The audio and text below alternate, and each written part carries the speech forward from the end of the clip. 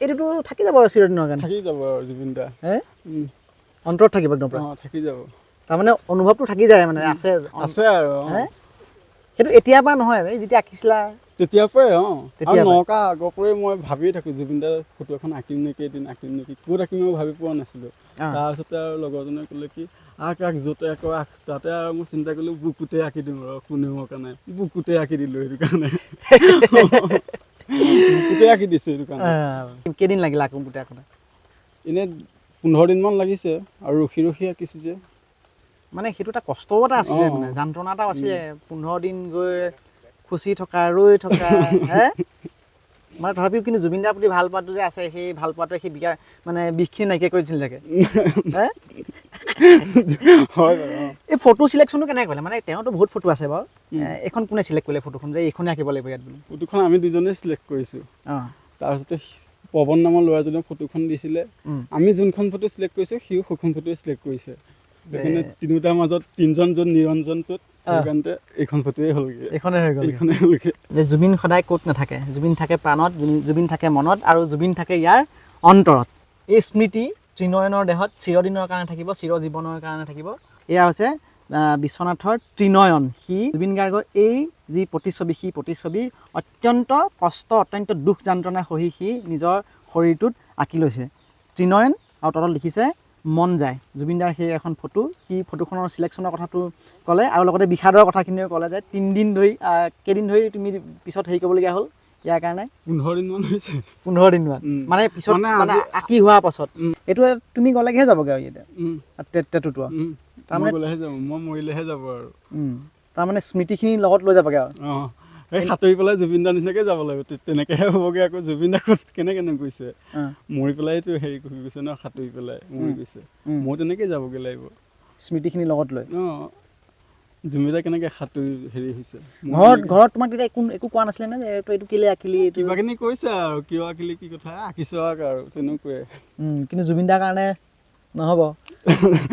বেলেগৰ কথা শুনিবলৈ কি ক'লা ঘৰত কি বুলি কৈছিলে মাহঁতে গালি পাৰিছিলে নেকি পাৰিছিলে আৰু তোক কি দৰকাৰ আমুকহে তামুকহে পইচা পাতি ঘৰতো দিব লাগে মোৰ কি হ'ব দে পইচা আজি আছে কালি নাই জুবিন দাটো সদায় থাকিছে পইচা নাথাকে 10 টকা কিন্তু জুবিন দা থাকে আকৌ পকেটত পইচা নাথাকিব পাৰে কিন্তু জুবিন দাৰ বুকুত আছে মুঠতে বুকুত আছে কিমান খৰচ হ'ল বুলি কৈছিলা তুমি এইটো আগতে 4-5 হাজাৰ মান হৈছিলে 4-5 হাজাৰ পইচাটো কেনেকৈ এৰেঞ্জ কৰিছিলা এই ফাৰ্মত কাম কৰিয়ে গাহৰি ফাৰ্মত কাম কৰি বৰ আচলতে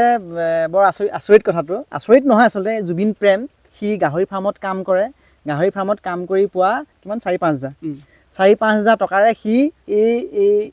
এই টাটুটো সি আঁকি লৈছিলে মই আকৌ এবাৰ অনুৰোধ জনাম দেখাবৰ কাৰণে এই টাটুটো সি আঁকি লৈছিলে আচলতে তেওঁ নহয় আচলতে কয় যে জুবিনৰ কাৰণে কৰিব নোৱাৰে কি কাম সি গাহৰি ফাৰ্মত কাম কৰে গাহৰি ফাৰ্মত কাম কৰি পোৱা কিমান 4-5 হাজাৰ 4-5 হাজাৰ টকাৰে সি